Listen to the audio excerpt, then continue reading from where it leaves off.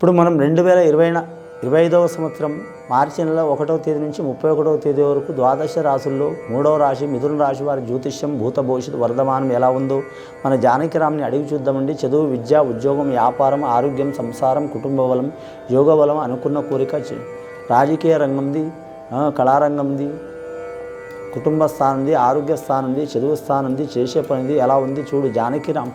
ప్రశ్న యోగం మిథున రాశి వారి జాతకం ఎలా ఉంది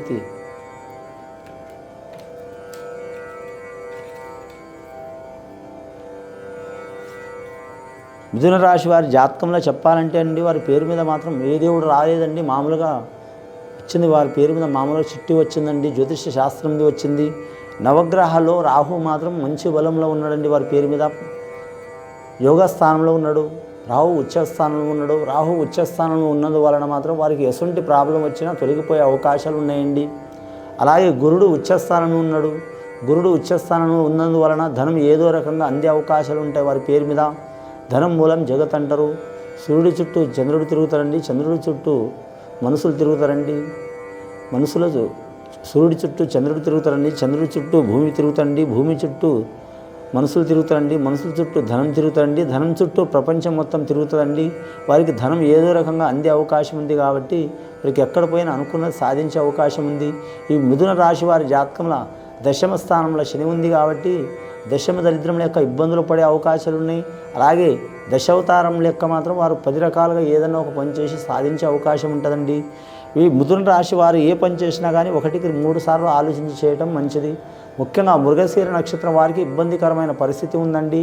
ఈ మృగశిర నక్షత్రం వారు సుబ్రహ్మణ్యేశ్వర స్వామి ఆరాధన చేయటం, అలాగే పెద్దల ఆస్తి ఉన్నా, స్థలం ఉన్నా, భూమి ఉన్నా అమ్మకుండా ఎంత రిస్క్ వచ్చినా అమ్మకుండా నిలుపుకోవటం మంచిది. 3వది మాత్రం పెద్దల గౌరవం కాపాడటం మంచిది. 4వది పెద్దల మాట ప్రకారం నడవటం మంచిది. 5వది వివాహ బలం మాత్రం చూడాలంటే తొందరపాటు పడకపోవడం మంచిది. 6వది మాత్రం కుటుంబానికి ప్రాముఖ్యత ఇవ్వడం మంచిది. 7వది వీరి జాతకంలో మాత్రం విరోధాలు పెట్టుకోవడం మంచిది. 8వది అందరితో సన్నిహితంగా ఉండటం మంచిది. 9వది వీరి జాతకంలో చూడాలంటే చేసే వృత్తి మీద అది మామూలు పని నుంచి పడితే మాత్రం పెద్ద మినిస్టర్ పది వరకైనా సరే మాత్రం చాలా యోగ బలంలో చేయటం మంచిది. తీసి పడేయకుండా కలిసి వస్తుంది. కానీ మీరు జ్యోతిష బలంలో చూడాలంటే మాత్రం ధనం మాత్రం నిలకడ ఉండదండి.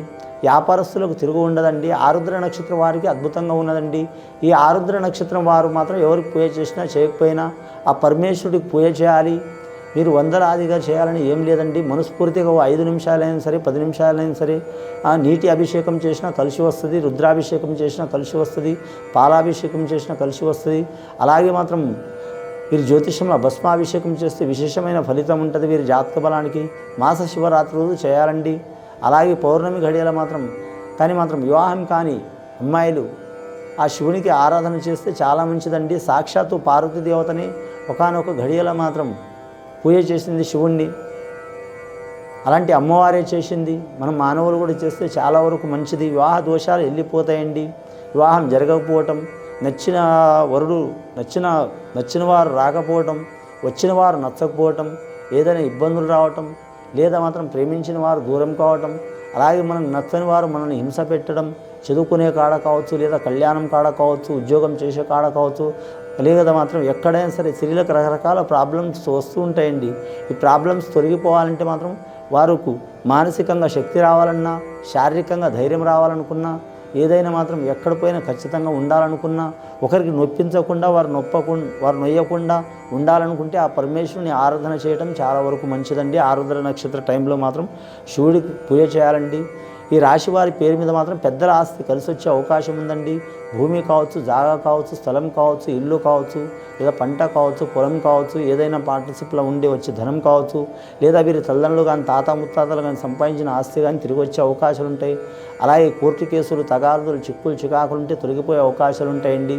ముఖ్యంగా వీరి జాతకంలో కూడా మాత్రం కాలస్వరూప దోషం చాలా ఉంటాయండి. కాలస్వరూప దోషం అంటే 280 రకాలు ఉంటుందండి. అందులో ఏదైనా ఒక కాలస్వరూప దోషం అంటే ముఖ్యంగా మాత్రం కళ్యాణం కాకపోవటం, రెండవది సంతానం లేకపోవటం, సంతానం నష్టం కావటం, ఆరోగ్యంలో బాగలేకపోవటం, ఎక్కువ యాక్సిడెంట్లు కావటం, అలాగే పండ్ల మీద దెబ్బ రావటం, అలాగే నరాల మీద దెబ్బ రావటం, అలాగే బొక్కల మీద దెబ్బ రావటం, అలాగే మెదడు మీద దెబ్బ రావటం, అలాగే మనశ్శాంతి లేకపోవటం, అలాగే నిద్ర పట్టకపోవడం, పడితే దయ్యం నిద్ర పట్టడం, 10-12 గంటలు లేకుంటే మాత్రం 2-3 గంటలే నిద్ర పట్టడం, తినే అన్నం వంట పట్టకపోవటం, లేదా లావు కావటం, లేదా బక్క కావటం, లేదా అన్నం అరగకపోవటం, లేదా వీరి జ్యోతిషం బలంలో చూడాలంటే మాత్రం తిన్న అన్నం ఎంత తిన్నా కూడా మాత్రం వీరి జ్యోతిషం ఇంకా తినాలనిపించడం, ఇట్లా విపరీతంగా ప్రవర్తించడం, ఇలా దోషాలు ఉంటాయండి.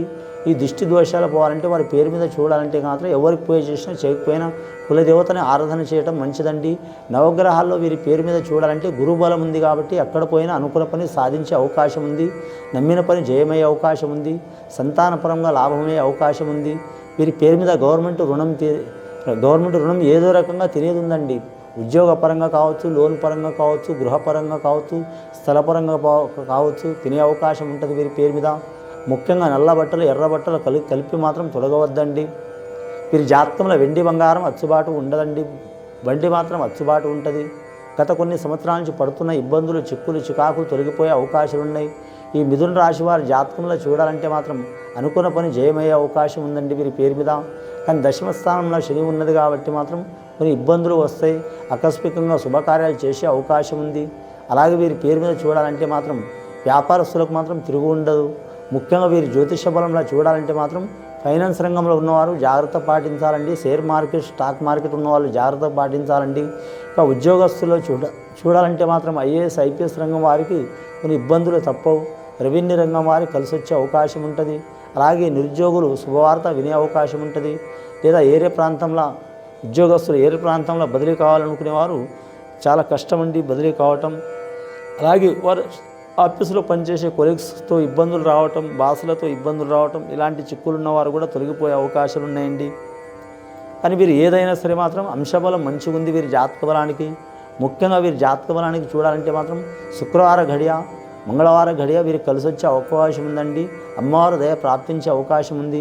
ఎవరి పూజ చేసినా చేయకపోయినా మాత్రం ఆ శక్తి గల పీఠం అమ్మవారు బెజవాడ కనకదుర్గ అమ్మవారు పూజ చేయడం మంచిదండి. ఇది విని చూసి ఆచరించే వారికి, మిథున రాశి వారికి ఆ పరమేశ్వరుడి దయ వలన మంచి యోగాలు కలిగే అవకాశం ఉందండి. శుభం భూయాత్.